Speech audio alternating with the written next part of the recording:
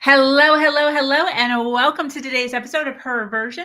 This podcast is dedicated to sharing stories of struggle to triumph, a platform that allows individuals to tell their truth in order to inspire and uplift others. For those of you that are new to this podcast, make sure you like and subscribe. I am your host, Sabrina Victoria. Let's jump right in.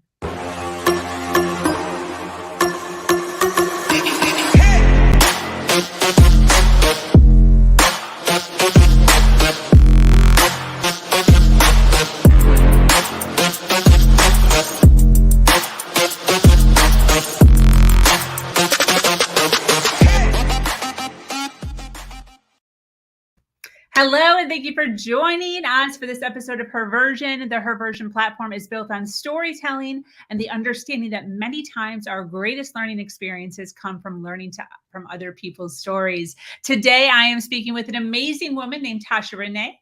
Tahsha is here to talk about her journey through years of toxic relationships, body shaming, self-hatred, and panic attacks. She is here to share her story of breaking free from the chains that were holding her back from embracing the powerful woman she is. She now teaches other women how to embrace their bodies, their thoughts, and their anger. I can't wait to hear more about this. So welcome, Tahsha. Thank you for having me. I'm so excited to be here. Yes. I just love what you're doing. Yes. Love everything about you. So thank you so much. I so appreciate you taking some time out of your day to sit down with me and to chit chat about your past journey and all of the things that have happened in your life, and then all of the awesome things you have going on now because of it. Yes, ma'am. Learn from our past experiences. Yes, ma'am. Yeah. So listen, how are you? How are things on this Thursday? Oh, fabulous. I'm so grateful to be alive and to be here, and everything's expanding. And it's interesting. I'm doing this podcast now and not, even 3 weeks ago, 4 weeks ago, because so much has happened and shifted that it's like all perfect timing. So yeah, super grateful to have specifically in this moment in time. Yes. I love that. Oh, that makes me feel all warm inside. Yes. Very cool. Well, listen, girl, I would love to kind of just open the floor to you to kind of, talk about your past story, the challenges that you've been through, and kind of pick your brain as far as, where you've been, and do a little bit of coffee talk. Yeah, sure. Start out here. So go ahead. So I have a pretty large and in charge story. So I'll try to keep it under the 5-hour mark. Just kidding. I get it. I actually like these challenges because it's good for me to learn how to make them shorter. Okay, so let's see. I think probably just mentioning that as a teenager, I grew up in a household of 3 other siblings, and I was just very different. I'm a psychic and a healer, and as well as a women's life coach. But I think a lot of psychics, healers, intuitives, we grow up in this dynamic where we feel like we're the alien in our family. And I was very much that, and, have been a psychic my whole life, but never knew that's what it was. I don't see spirit or hear spirit, but I feel so deeply that I get messages for people, or what I thought at the time was, I just guess things right all the time. That's just most of the time. I just thought I was really good at guessing stuff. So and the reason I say that is because I was more sensitive. I had more needs. I was also still who I am today, which is very outspoken, and I ask for what I want, and I'm loud, and I'm just myself. And so I really wanted to spend time with my dad a lot, and I got rejected. I would say 99% of the time I got rejected to spend time with him. And my other siblings. From your dad or from other people? Oh, yeah. From my dad. Oh, yeah. Okay. Yeah. And my other siblings just didn't need as much, or did not ask for it like I did. And so I got told a lot, if we do that with you, Tahsha, we have to do it with all the kids, and there's not room or time to do those things. And was very looked at as a number in the family, and not individual needs, right? Because our parents at my age, I'm going to be 46 at the end of March. So this generation of parents are we're kind of clueless. And so anyways, I developed a lot of anger for this. And at some point became very volatile in my language. Fuck you. I hate you. You don't care about me. Teenager stuff, And instead of being looked at as a teenager, my family looked at me as, you're too much. Why are you so sensitive? Why are you always like this? Nobody can talk to you when you're like this. The whole world doesn't revolve around you, Tahsha.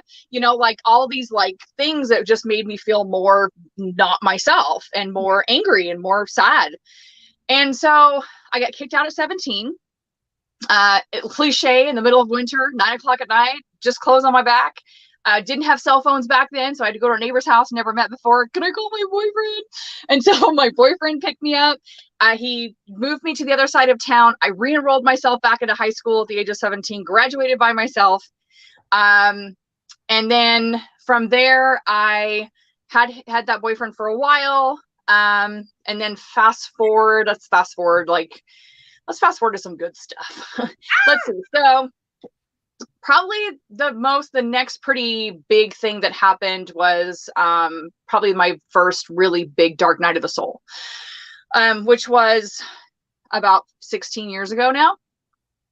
I met a man, or I mean, he was a man, I guess, but you know, was he though? We both were extremely broken. So it was our pain that was highly attracted to each other instead of like our actual, like, you know, happiness type stuff. And I felt seen for the first time in my entire life. Like I felt, if anybody knows what a twin flame is, it was a very false twin flame. So a connection not of this world. It definitely was the key to my awakening. Cry after sex, stare at each other, you know, thank God out loud that we have each other type connection, like just not of this world. And so when he cheated on me with an 18 or 17-year-old and a 20-year-old in the backseat of his car, it kind of blew my whole persona up. All of my everything, my worth was in this relationship because it was the only time I felt like oh God, I'm not a piece of shit. Oh, wow, I am worthy of love. All these things, all of my self-worth was tied up into him and our relationship. So when that happened, I could not leave him. I couldn't fathom going back to that invisible version of myself. So what I did instead was continue to try to see him and hang out with him and do the things while my body would have basically panic attacks every time I was next to him. And I would not tell anyone. I just kind of sat there in silence and my body would just freak out. And then I'd have continual anxiety constantly all the time, 24/7. Wait, did you know what it was while it was happening? Or were you just like, you figured it out? Yes, I knew what it was. Yeah, I knew what it was. Wow. I just could, it was that pain was, that's how broken I was. I would rather feel that terrifying, I feel like I'm going to die forever thing than to be without him, be without that feeling of being invisible. So of course, at one point, this kind of goes shitty, right? At some point, my body's like, it's going to get worse and worse until you deal with it, like we do with any emotions. And so I remember sitting there just watching TV very calmly, and I just blew up out of nowhere. I can't be at my house. Like I was like freaking out, and he was like, "What is wrong with you?" And I was like, "I can't stay here." And I just like went to drive, and I was like, "Where am I gonna go? I'm gonna go to church." We belonged to this awesome church he'd been his whole life, and they were just awesome and amazing. I knew his mom was gonna be there, and he loved his mom. So I get in the car to drive, and I drive halfway to the church, and I call my best friend Jocelyn, who's like probably the best psychic on the planet. Like out of anybody that's famous, she's amazing.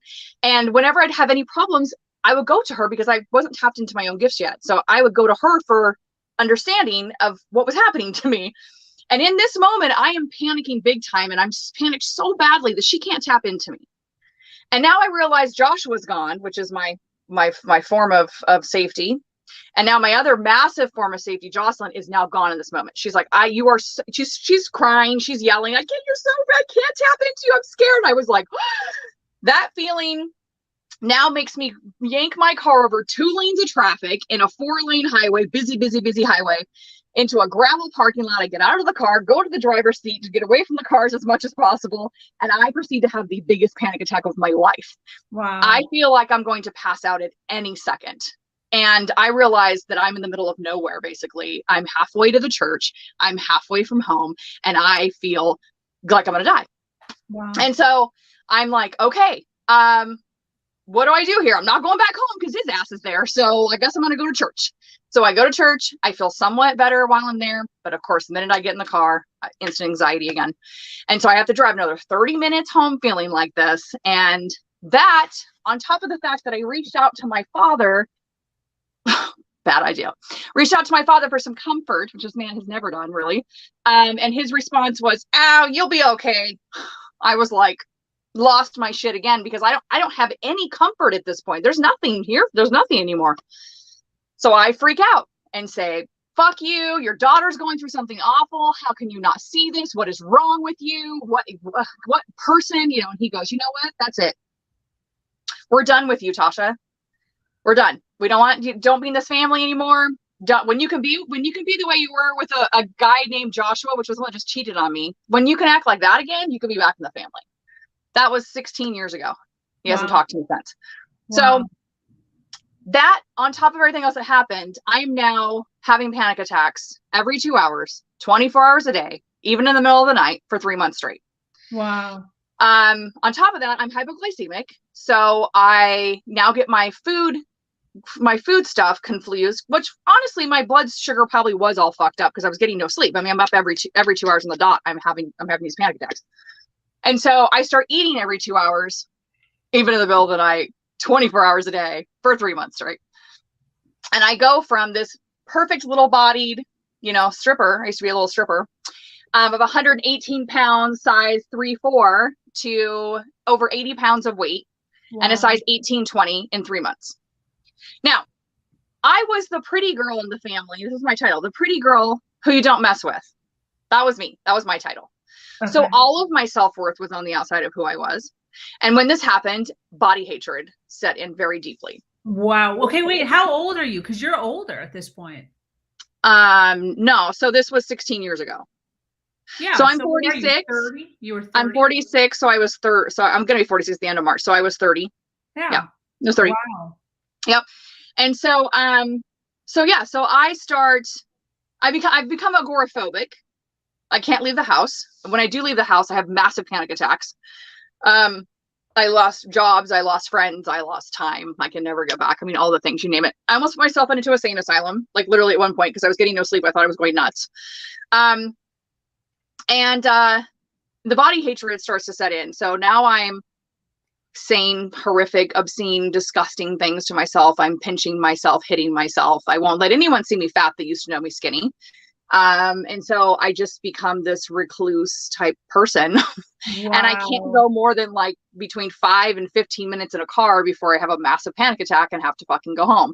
I remember taking like sometimes hours in the parking lot of like my apartment complex, trying to get the courage up to just leave. Wow. And, so that agoraphobia and Joshua him and I not being together anymore, I end up in Arizona. And I end up in Arizona because Joshua has now, with my friend that looks like Megan Fox, that is, 70 pounds lighter than I am, who was my friend. They were together for 2 weeks. He's having sex with her. And then he'd come back to me and I was still so broken that I'd take him back. It was just a cycle of like things and women and whatever, right? And I just realized one day, I'm like, I'm never going to get out of this. If I stay in Portland, I'm never going to fucking get out of this cycle. I'm just not.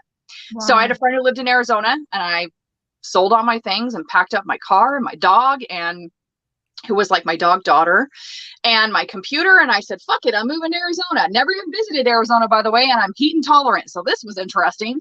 So I move in with this woman who I've known for 7 years, who I stripped with. We were like besties. We were like amazing. Well, when you live with somebody, it's a whole different ball game sometimes. Yeah. So turns out she's very OCD. She has a lot more anxiety than I thought she did. She was not really okay with me staying there. Because I was fat, this is what I tell myself, because I was fat, I used to be the night girl dancing when I was stripping. And here, I couldn't find a normal job because it was based on credit. My credit was shit. And so I had to go back to stripping. And I was the fat girl, basically. And I got sent home because I was too fat. I used to be the night girl. I was the number one on the top 5 anywhere I danced before. And here I am being sent home by the manager because I'm 5 minutes over late into his shift because I'm the fat girl and he's here to make money, not lose money, his exact words. So I really, really experienced a lot of body hatred that I'd never experienced before because I was always the skinny hot girl that got whatever the fuck she wanted. And so I had to really learn that. But anyways, she kicked me out at one point, was calling a homeless shelter. I couldn't find one that would take me and my dog. So She let me stay there until I could figure out somewhere else to go. Ended up moving in with these people that were amazing, incredible people. Unfortunately,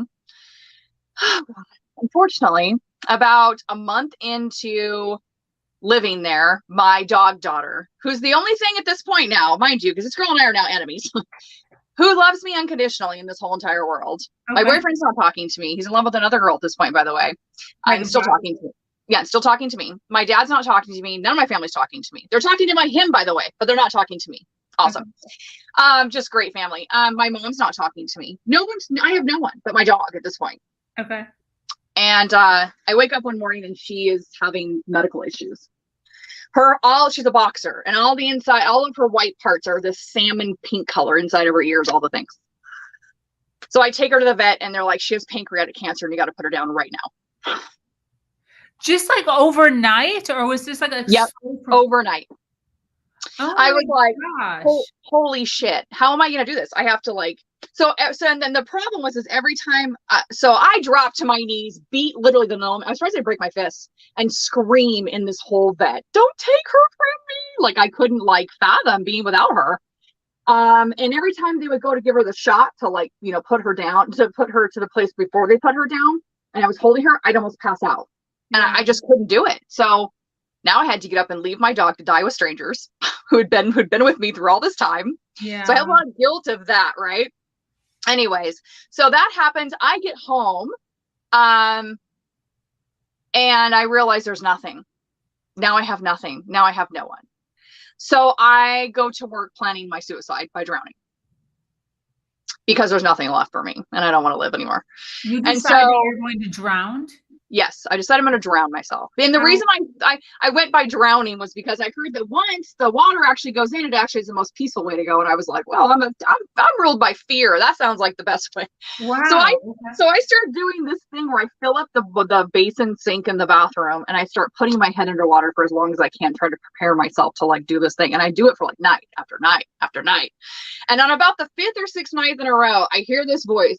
That's my voice, but not my voice, that says, what about school? It was obviously not my voice. It was like, what about school? And I instantly stopped. And I kind of said, what about school? Well, you said you came here. I said that. What about school? Yeah, what about school?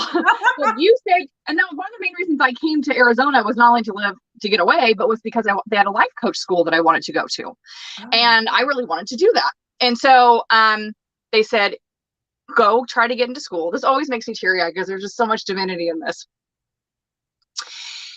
Go to school, and if school doesn't work, you don't have to be here anymore.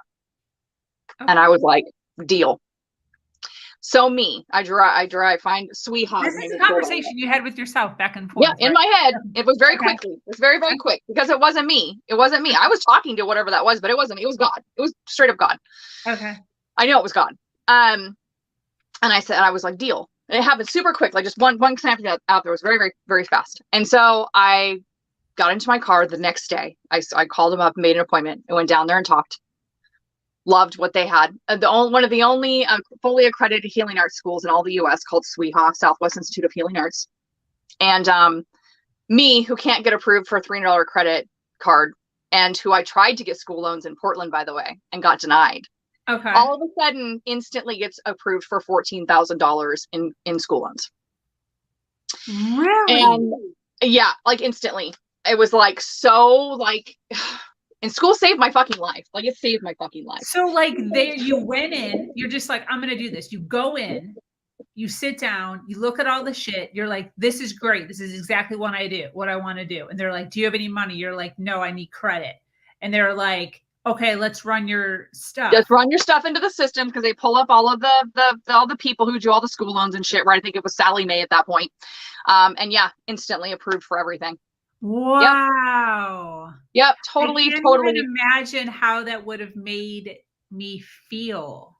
Yeah, because first of all, I'm the only person in my family to go to college and have a college degree. I'm the only fucking one. And I did it all by my damn self while still being fucking agoraphobic and going to working 40 hours a week, going to school fucking full time, sometimes for 8 hours a day on Saturdays and Sundays school, and then doing work again. Don't get me wrong. There were days I called in and was like, I can't make it in today. I can't even leave the house. Like, I still was dealing with that. I still was not able to leave at times. I had to make sure I had a job. I finally did get a job, obviously. Finally, I had to find a job that was in like a 5-10 minute driving range, or there's no way I could have made it. School was only 10 minutes from my house, 7-8 minutes from my house or where I lived. So it was all in my own little vicinity, which was also divine. And yeah, so I did that. I graduated. I hated Arizona, by the way. Fuck, did I hate Arizona. I will never go back there unless it's divine intervention. I hate Arizona. It's just too hot, or why? Too hot. The people are rude. It's ugly to me. I just I come from greenery, Oregon, what was I thinking leaving this all place? Brown. I remember the first time I went too. It's just like a brown. No, we were like, it's so beautiful here. I'm like, you guys are nuts. What? So you like dirt and rocks and what the hell? No. And dust? Yay. I'm like, what is wrong with you people? And trees that are all flimsy looking. I'm like, I don't even know. If I ever live in Arizona, it'll be Flagstaff, because Flagstaff looks identical to Oregon. I mean, it snows there. It's all green. It looks identical. So anyways, hate Arizona. Hate love relationship. So then I finally ended up in 2012, ended up back home. That was fantastic, beautiful, amazing, incredible day. Still agoraphobic. Finally have to, go on FMLA at some point because I can't make it into work. Most days I can't anyways. And then I think probably the next big thing that happens, if I fast forward a little bit, is I guess probably close to like recent, to be honest. I mean, I ended up in 2016, I had a job where I was working from home and I was making like $13.50 an hour, and I was just like doing some stupid, dumb job. And I got really, really upset by this. I got really pissed. And I started telling the universe and God every single day, you will get me a high paying job where I can have my own damn home in the Pearl district of downtown Pearl, which is the richest neighborhood of Portland, anywhere. You will give me that. That's what I want. And every day I said it just like that for 3 months straight. It wasn't a time frame I put on there. I was just going to do it till I got it, because I'm an Aries and I'm a generator. And when I get pissed enough, nothing will stop me from anything that I want. So I just kept saying it. And sure enough, this lady that I know on Facebook messages me and she's like, oh, I have a job working from home that's ran by women for like $4,500 a month salary. Do you want it? And I was like, yes.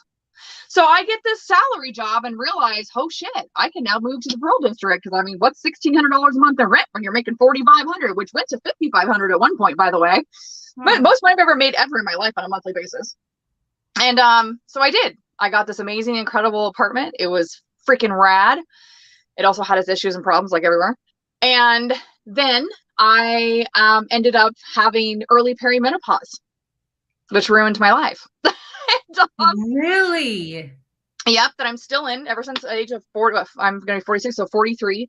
And I ended up stopping that job, by the way. I ended up being treated very horribly at that job. And so I quit. I was like, I'm not being treated. I got so many synchronicities that I was supposed to quit this job. Okay. So I did. I had about $10,000 saved. And I was like, I'm done. I took out some money in credit cards and because I fixed my credit. Yeah. Thank God I took that money out in credit cards, because it ends up saving me in so many ways about a year down the road. Anyway, so I end up basically can't re-sign my lease at this point because I don't have the money. And me and my best friend, who's going through very similar things, we find the one place that'll take us. It is like the most disgusting place beyond the one I just came from, to be honest, that I've ever lived in. And the early perimenopause is bad. So I'm basically heavy bleeding for like almost a year straight. Like I would bleed for 90 days in a row, like literally bam, bam, no break. And at some point I become severely anemic. So your blood's supposed to be like 11.5. Mine was at like under 7.5. They were like, we don't know how you're walking. And I was like, I don't either. I should have passed out many times by now. And I just spent most of the time just, laying in bed because I have energy. I thought it was just fatigue. I'd never experienced anemia before. And so we end up not being able to afford that place. And we end up having to live in a hotel. And we thought we're going to live in the hotel probably like a month, maybe. No, we ended up in the hotel for 6 months. Wow. Tried desperately to get out of the hotel and we couldn't. The hotel was $400 and some odd a week for us to stay there. My best friend ends up getting a part-time job so she can at least somewhat pay. I have these credit cards, thank Jesus, like $4,000 in credit cards I ended up having. And between that and my grandpa gave me like $1,000 at one point because he could tell I was just struggling. And so we ended up staying there for 6 months. And then my back went out twice. Like I was flat on my back for 4 months, like worst pain of my life, of anything I've ever been through, worst pain of my life. Had to crawl everywhere, use a broom to shimmy on my underwear, like pulley system to get on and off the toilet, screaming in pain while I'm still bleeding to death, by the way.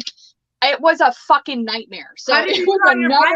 What happened? Yeah, it was another dark night of the soul that I was in. We were almost homeless literally every 2 weeks for 6 months straight, not knowing where our money was going to come from. We had to get money off of Facebook at one point to live and to eat. It was fucking crazy.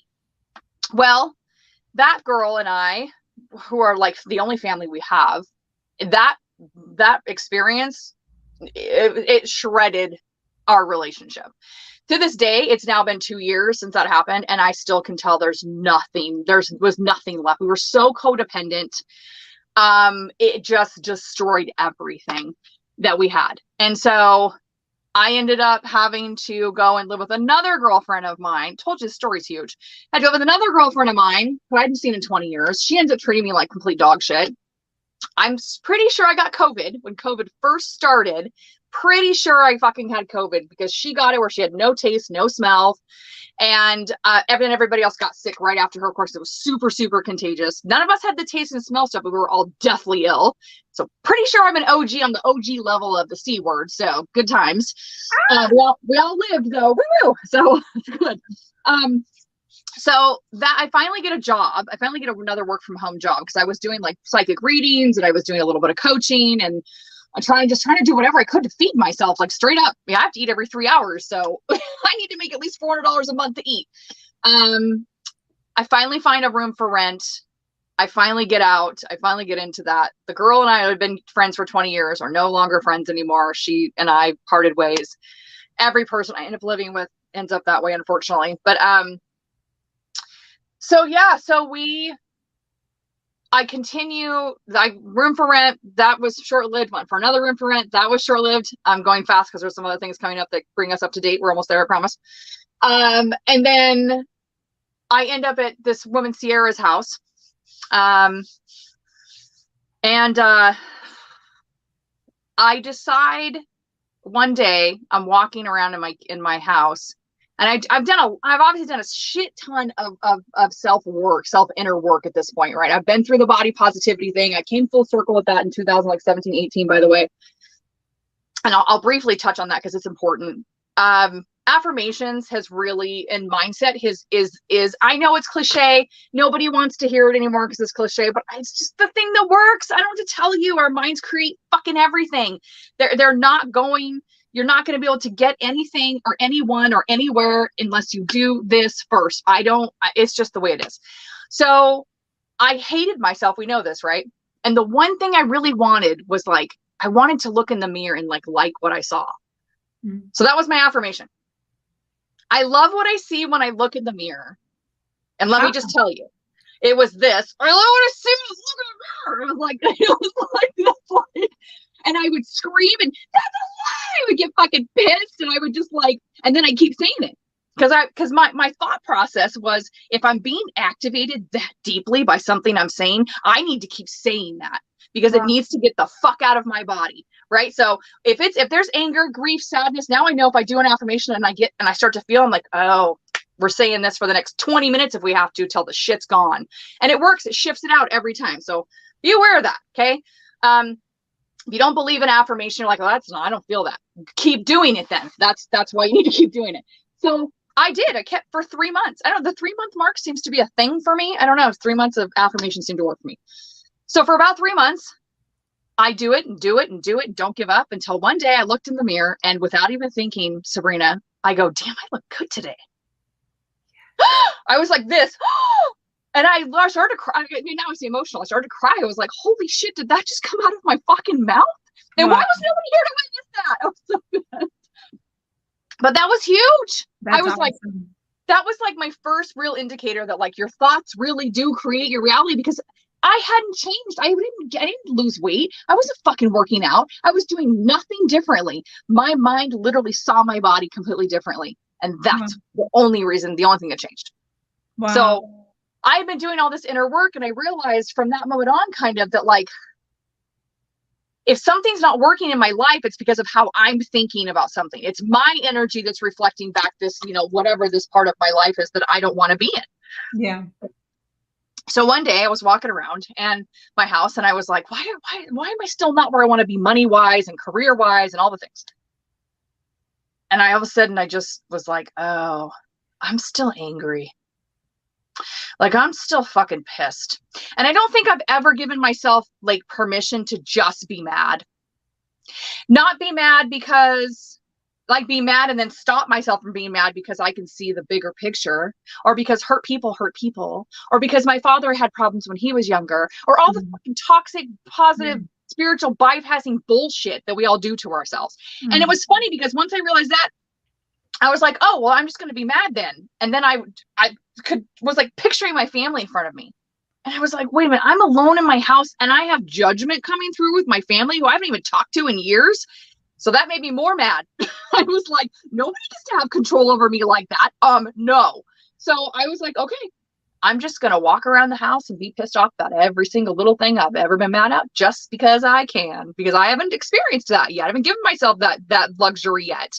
With it, which is a fucking luxury, by the way. Yeah. That we don't give ourselves. And so I did. I started walking around the house, and I'm thinking about every single, from the time I can remember of things that pissed me off from this fucking height, I'm just thinking about all the things and all the things and all the people and all the things.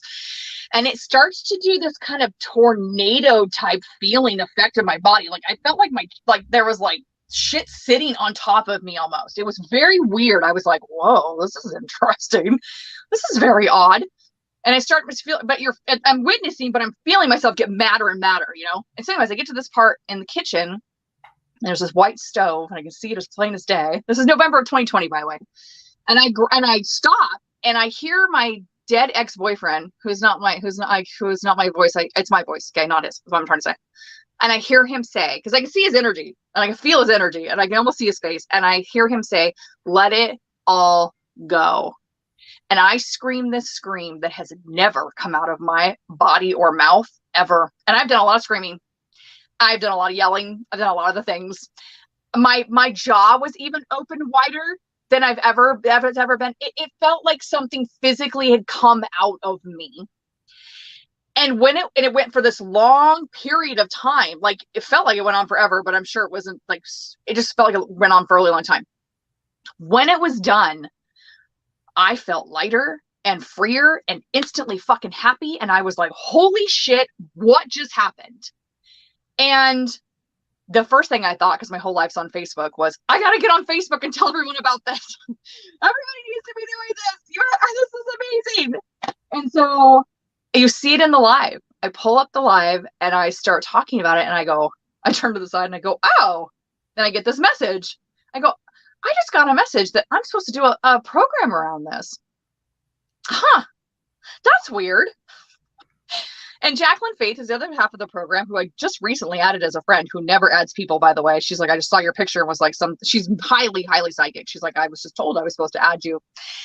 She sees the live and she's like, she doesn't do this either. She's like, I think I'm supposed to help you with that. And I was like, oh, cool.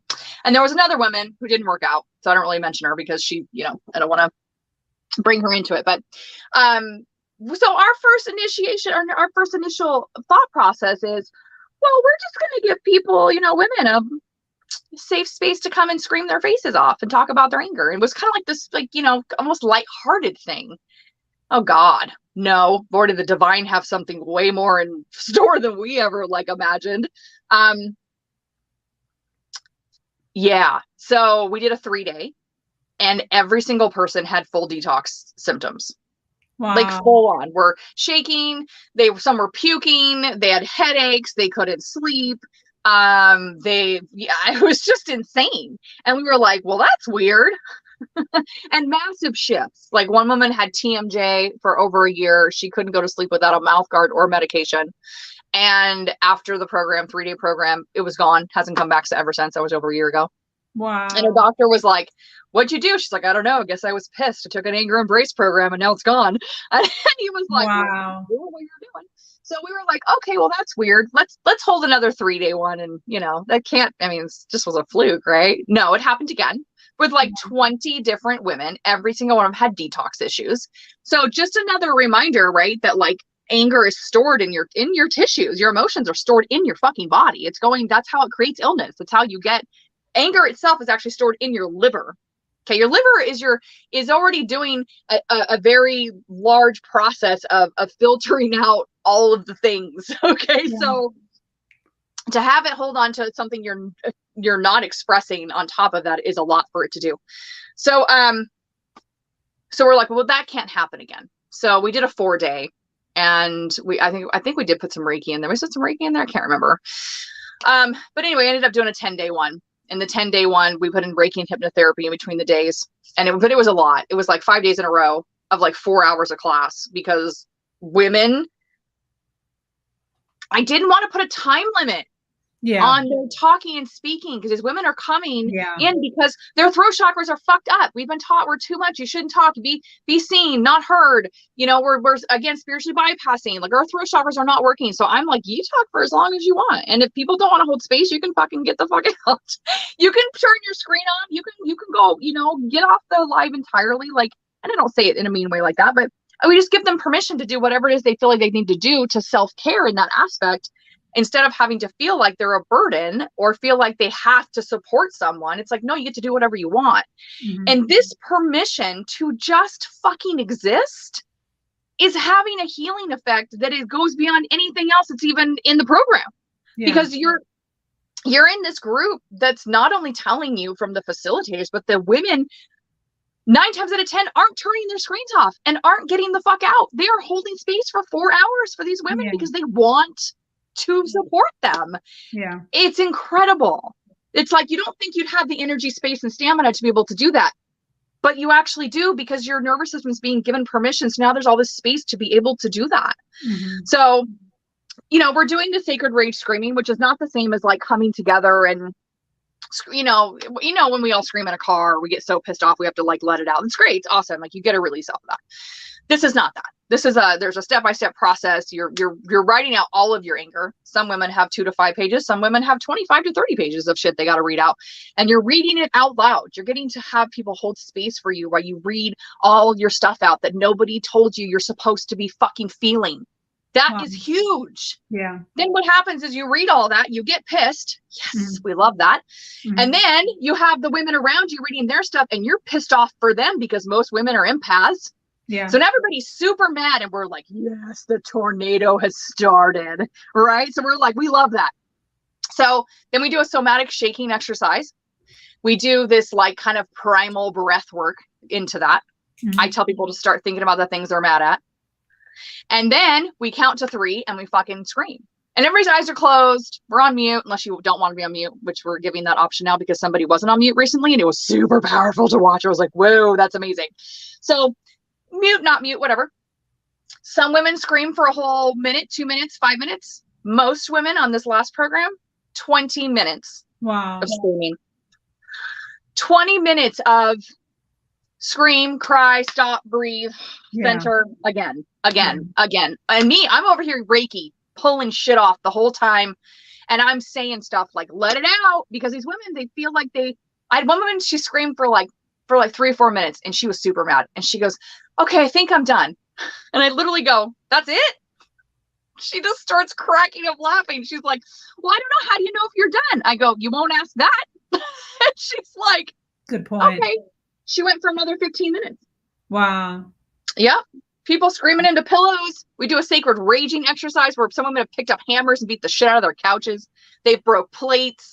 They've beat up pillows. They've beat up their mattresses. They've taken stuffed animals they hate and cut them up. And it's just been awesome to watch. And so like they're being liberated and we're being liberated by holding space for them. Wow. And it's creating these insane results. Yeah. It's not only creating results like in their lives of literally jobs, money, I've loves come in, their relationships obviously authenticity, able to set boundaries. Nobody's fucking with them anymore. They have inner peace. They're like all these like great things that they want to have. They're able to hold different paradigms. I feel all this pain and I can still move forward. It doesn't get caught and stuck in my body anymore, which is like the key to everything. Isn't that there'll always be dualities. What's really cool is we're seeing women who have issues with like ex-boyfriends, ex-husbands. Somebody had an issue recently with a stepfather. And all of a sudden, one woman also, she couldn't even mention her dad's name without crying. She was like super upset by it.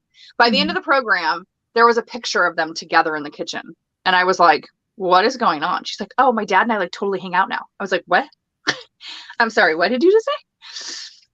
Another woman's like, oh yeah, my stepdad hasn't been around for, I think it was like, it'd been months since he'd been around. And she got angry. She did an anger, like almost like session around him. The next day, guess who contacted me, told me he's sorry and wants to be in my life again. I'm like, what? Somebody out of nowhere. Somebody's ex-husband who had been fighting her and her child to have custody of her child, fighting big time. She did the 3-day program, woke up the next, not woke up, 2 days later, she messages me and she goes, you're never going to believe this. He sent me a message that said, you can keep our son. I'm taking all the charges off. He's going to be happier with you, it seems. And I don't want to put him through this anymore. Wow. Yeah, it does. It's not a coincidence. It's not, because we are all connected. We're connected. So yeah, so now we have an in-person retreat happening in May. We have another program starting in March 7th. And then another one won't be done until June. And it's just getting like bigger and bigger. And there's already 2 women that have signed up. Another woman's getting ready to sign up for this one. And that all happened in 24 hours. Like it just keeps like, expanding and going and going. It's just like unstoppable at this point. But yeah, okay, 41 minutes. Fuck, I'm proud of myself. I was doing like an hour and a half story right there. Yes.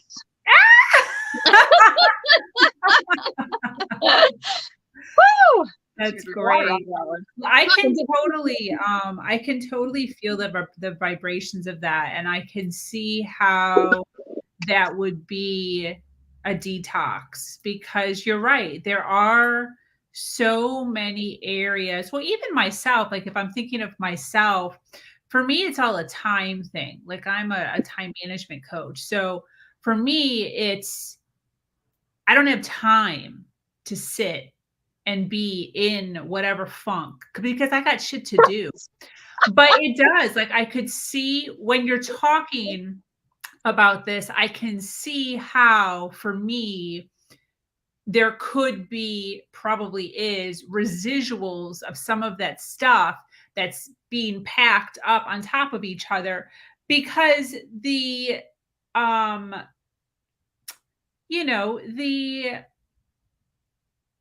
frustration, although I've put it aside, there's a residual there. It's still kind of hanging out. Yep. I'm almost just saving it in a box for later, but then later really never comes. So now I just got like a bunch of boxes just like lined up along the wall over here, and not opening them or peeking in or clearing them out because of time. Yeah. So I could see how, unveiling that, opening up each box, looking in, releasing any anger, frustration, fear would clear that closet out. Yeah, it's insane. Yeah, I felt that while you were speaking. Mm-hmm. Because I was, for me, I get angry. Like I get angry. You can ask my fiance. I get angry. Good for you. He does not get angry. So we're very different in that. And I've had to teach him over the last 4 years that anger is not bad. Anger is good. Right. And my whole thing is, would you rather? So like, would you rather me be the type of woman, because I've done both, me be the type of woman who like, everything's fine. Everything's fine. Everything's fine. And then just once a month, I just have like a huge fucking blowout where I just lose my shit and just start throwing stuff. Yeah. Or Would you rather me speak my mind as it is, as aggressively as I need to, 2 minutes tops, because it's not all like, I hate you, I hate you, I hate you for all of these things. It's just 2-minute blips of like, what the fuck are you doing? And then it's over with, and then we can move on. And he, of course, we fight about it. And then when I bring it up, like, which would you rather? He's like, okay, you're right. I would rather it this way than to have you like blow up and just start friggin'. Yeah, because that kind of blow up can cause trauma. Yeah, you know exactly. what I mean? But this is the thing. So yeah, with him, it's good, right? But he's not the only person in my life. That's right. That's the thing. So that's right. Past friendships that have been fucked up, past, parents, all the shit that my son's father, all that crap, like things that haven't been reopened or looked at in a really, really long time. It's probably totally sitting there. Yeah, it's true. It's this, we don't want to look at it. It's like, and it's true. We don't have space for it. Like, we have space to cry, right? People can usually, for the most part, some people don't have that ability either, right? They just don't feel like they have space to cry, and get upset and do all the things. We don't have a space to get angry. There isn't a space that we can do that. There isn't. And I think a lot of the misconception too is like, oh, well, once I let that out, I'm just going to be angry all the time and it's not going to stop. And I'm just going to, and all the other stuff that the anger has been protecting me from feeling, fake protection, by the way, is going to fucking like come out. And now I'm going to have to do a bunch of trauma release on that. And like, I just don't have time for that. I have family, I have a career, I can't do that. What happens that we've seen, and it happened with me too, which I totally forgot about this part. It's kind of a big deal.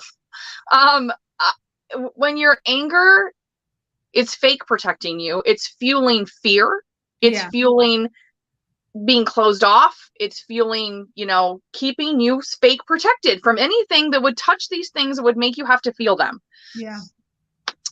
When it's alchemized, which is the process that happens when you take the program and you do these things where you're physically removing them, because that's what's happening. That's why the results are happening, is because it's not just screaming.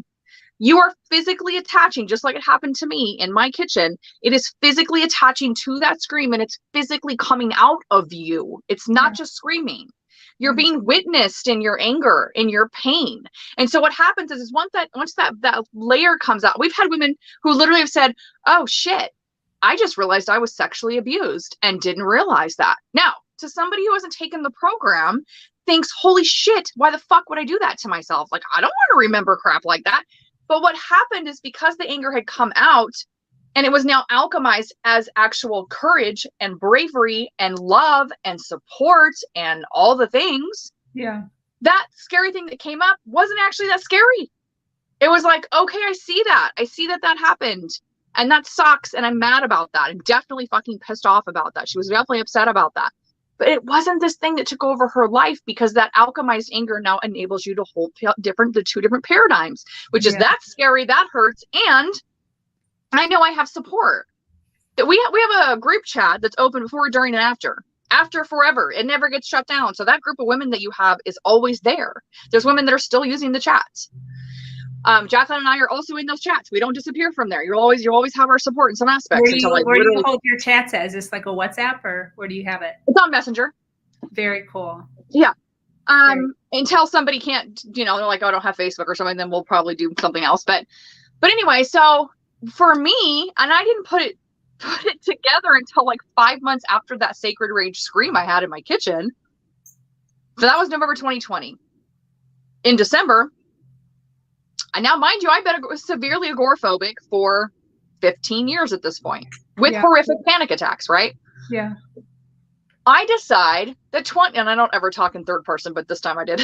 I was like, 2021 Tahsha does not give into irrational fear anymore. I was like, nope, I've done this for 15 years. I know what staying inside and staying somewhat safe, whatever, fake safety again, gets me. And I'm not going to be 60, because that's how old I would have been if I keep doing this for another fucking 15 years. I'm not doing it. Yeah. I could not have done that without alchemizing my anger first. And let me tell you, it took me 2 months. Wow. Shaking, crying as I go to leave the house. I got downloaded with a relaxation technique that I was doing, as well as the message to sit in front of my huge 50-inch TV that was in my bedroom, so it looked really big, and sit on the edge of my bed and watch point of view driving videos off YouTube. And I was like, I'm doing this every day for 30 minutes. Looks like you're in a car. Looks like you're on a freeway, you know? Yeah. And I went through all the emotions. All the anger came up. Sadness came up. I was bawling. I was terrified. Fear, so much fear came up. And I was like, I'm going to do it for 30 days. I'm going to do the relaxation technique, and then I'm going to go watch the driving videos. And my thought was, if I can train my body and my mind to be relaxed, how can I be anxious at some point? I was retraining my brain. Well, the funniest thing happened.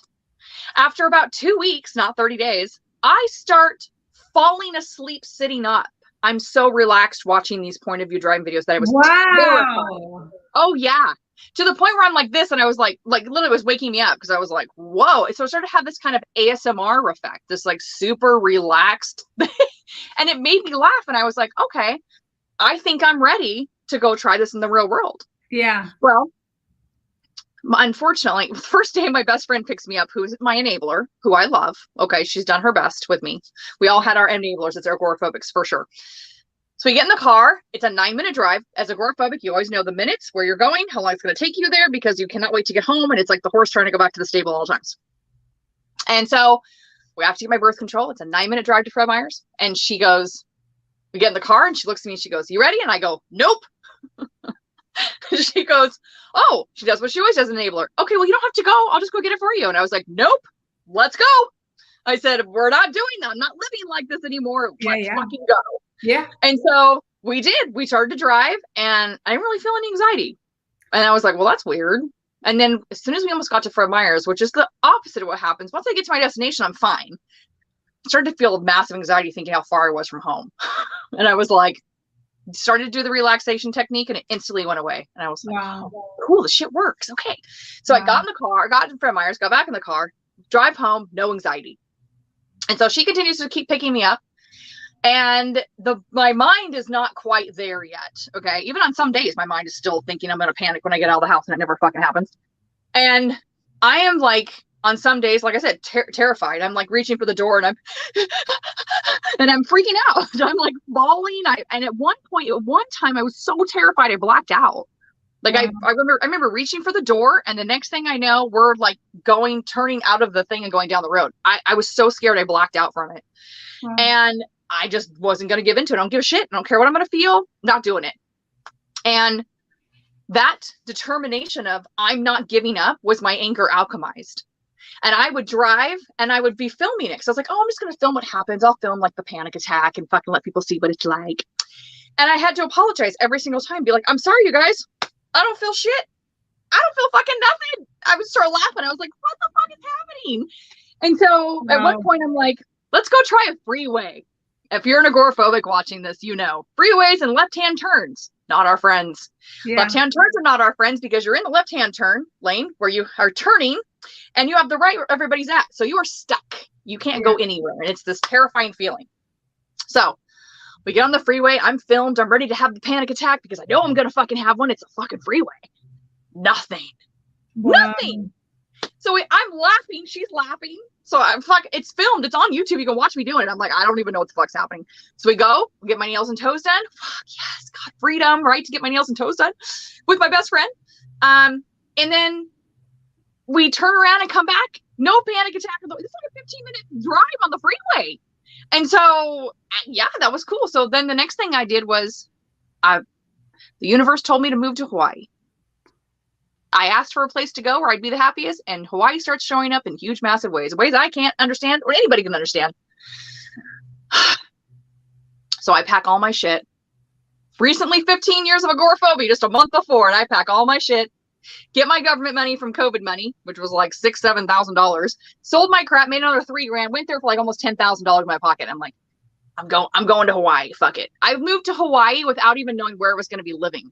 I got on a plane, which I am terrified to get on planes. I've been on a plane like 7-8 years. And when turbulence happened, I was laughing.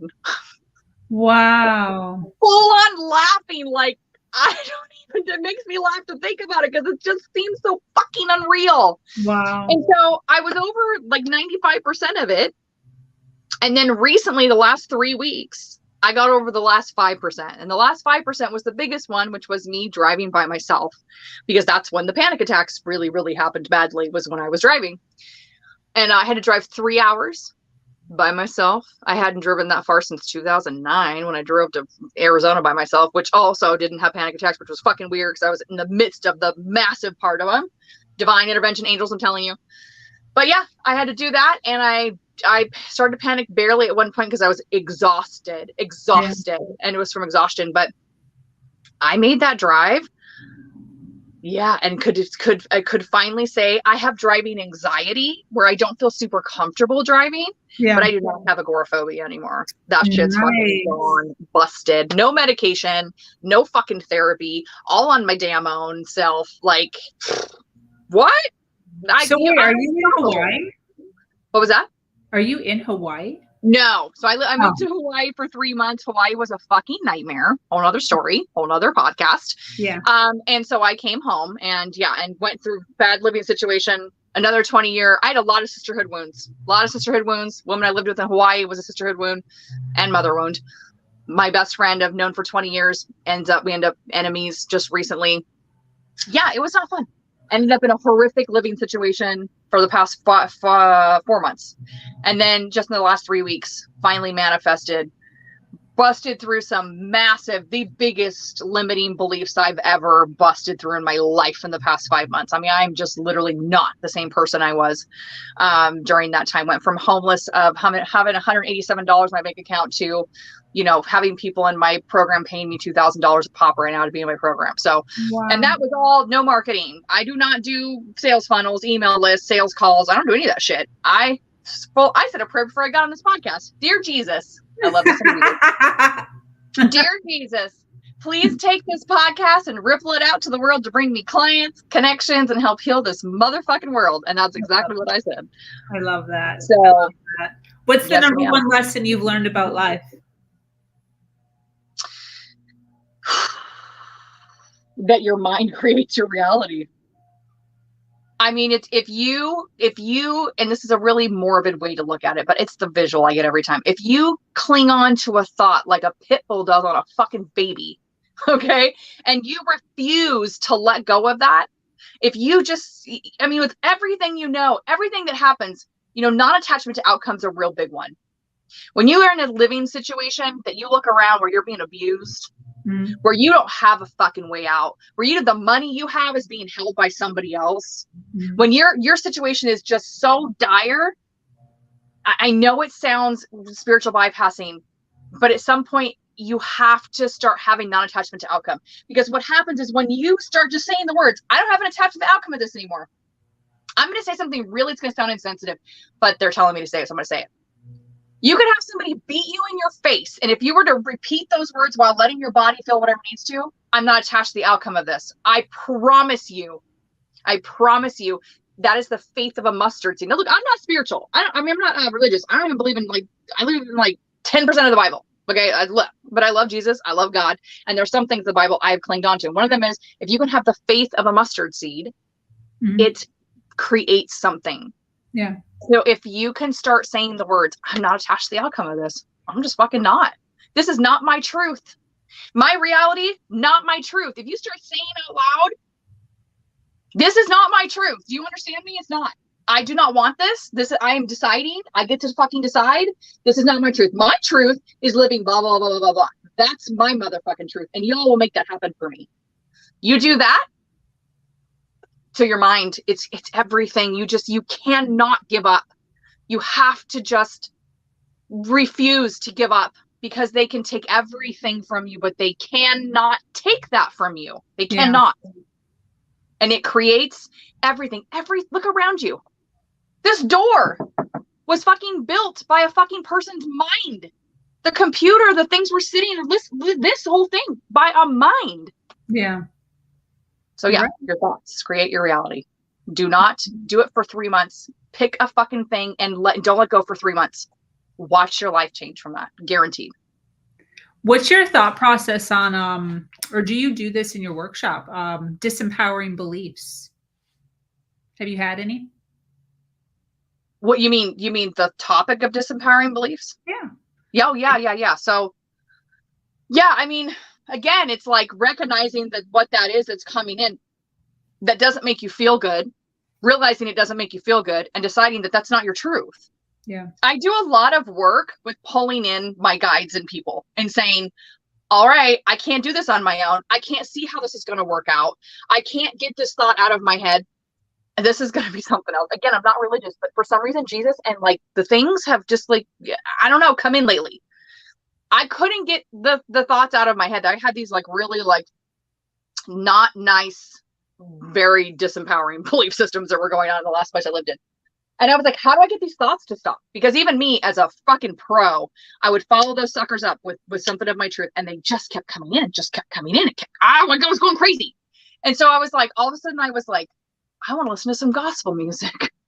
I don't know why. Really? Live gospel music. Like, you know, when all the audience starts singing together and like, fuck, it's so good. Hillside is a great band or whatever. So I did. I started putting on my headphones, and every time I do, and that would happen, I'd put them on and I would listen. I would fall asleep. I'd hold on to my phone like it was like a teddy bear, and I would just fall asleep listening to gospel music. And the craziest things happened.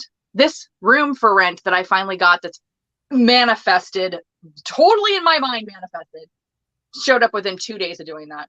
Wow. I was like, and I talked to somebody about that, and she was a psychic. She's like, oh yeah, gospel music is actually it's like a block clear, but she called it something else. Like, oh, it raises your vibration. It raises your vibration like so much that like it actually like allows things to come in.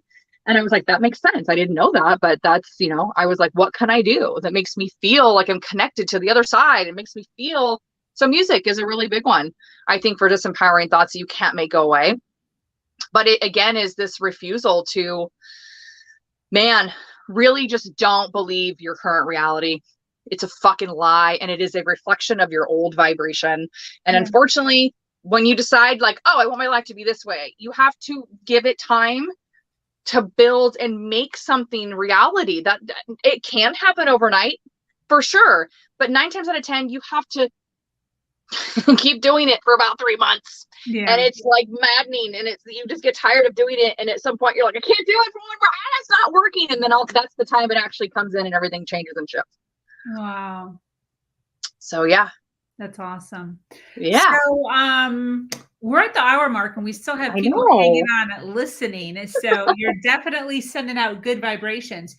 For those that are listening, is the website above your head the best place to find you? Yeah, you can email me through there, or you can find me on Facebook under my name, Tahsha Renee. Do the one with the makeup across my face. I have like 2 Facebooks right now. You can find me in either one, but the most I'm active on is the one with the makeup across my face. And Instagram under Tahsha_Renee, Sisterhood of Sacred Fire. You can find me on Instagram as well. But yeah, I'd love to have you want to do a connection call? Let's do it. Even if you just want to chit chat, you're like, oh my God, I just love your energy and I want to talk to you. Like I do that with women all the time, even if it's not sales related or program related, I should say, because I don't do sales calls. I like connecting. I love connecting with powerful women. So if you want to do that, please contact me. I'd love to connect. Absolutely. Absolutely. What would be some advice that you'd give to females who are struggling with their self-worth?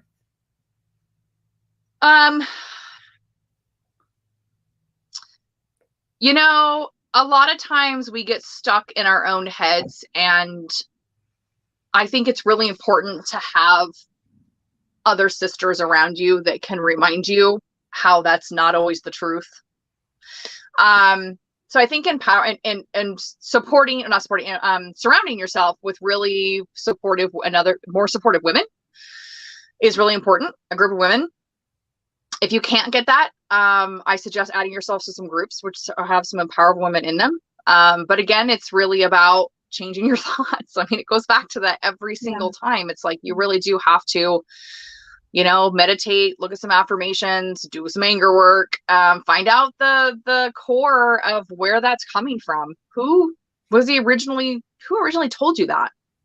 Was that your mother? Is that your mother's voice? Is that your father's voice? Is that your brother, sister, like ex-boyfriend? Like where's that coming from? And go there and do that work. Absolutely. Absolutely. I agree with you on that one. Well, listen, girl, this has been delightful. I definitely learned a lot, and definitely it kind of took, it was different than what I thought it was going to be, which I so appreciate. Yeah. I so appreciate. What does success mean to you before we close up? I think success means like probably having such deep belief in yourself that you end up doing something that is a reflection of that. Because if you have such deep belief in yourself and you end up doing work that's created around that, that feels good at the end of the day, you know, you're helping out the world and yourself and following your passion. I don't think there's anything that's more successful than that. If you're creating ripples in the world and doing what you can to help the world as well as staying true to yourself, there's nothing that's more successful than that. 100%. 100%. Well, this has been awesome. How do you Thank feel? you. I love this. How do you feel? Are you feeling good? Oh, I love it. I just think you're so fabulous, Sabrina, and you held space for me and let me talk. And that just means so much to me. And I just think your energy is incredible. And I'm just so grateful. You and I were divinely led to each other as well. So I'm just loving you and what you're doing here. I think it's really important. Thank you. Thank you. Thank you so much. And I so appreciate you hanging out and telling your story and all of the things that you're doing within your community, which I think is just brilliant. I've never heard of this before. And I so understand how it could be so beneficial to Yes, ma'am. Pretty much everybody. Yes. Yeah, it's true. It has an effect on everybody. So yeah, if anyone's interested in talking about more of that, please reach out to me or a woman that could use this, because any women don't know. Nobody even knows this thing is fucking available. So I need women to spread the word. So yeah, definitely, for sure. Awesome. So thank you for holding space to do that. Yes, of course, of course. Well, listen, for those of you that are listening live and hanging out with us, thank you so much. Thank you for hanging out and supporting us. We so appreciate you being here with us a few times a week. For those of you that are watching on the replay, make sure you hashtag replay so that we know that you were here and so that we know what platform you were watching us on. I love getting the numbers to see where everyone's hanging out with us at. So thank you so much for joining us here on Her Version. This community is expanding every single day and is filled with females who are striving to do better than they did yesterday. For those of you that are new to this podcast, make sure you like, subscribe, and share. If you have an amazing story to share of struggle to triumph, be sure to reach out to me here or at herversion.life. I am so grateful to be here sharing a platform that allows individuals to share their truth and inspire others. My name is Sabrina Victoria. Do something awesome today. Thank you so much, Tahsha.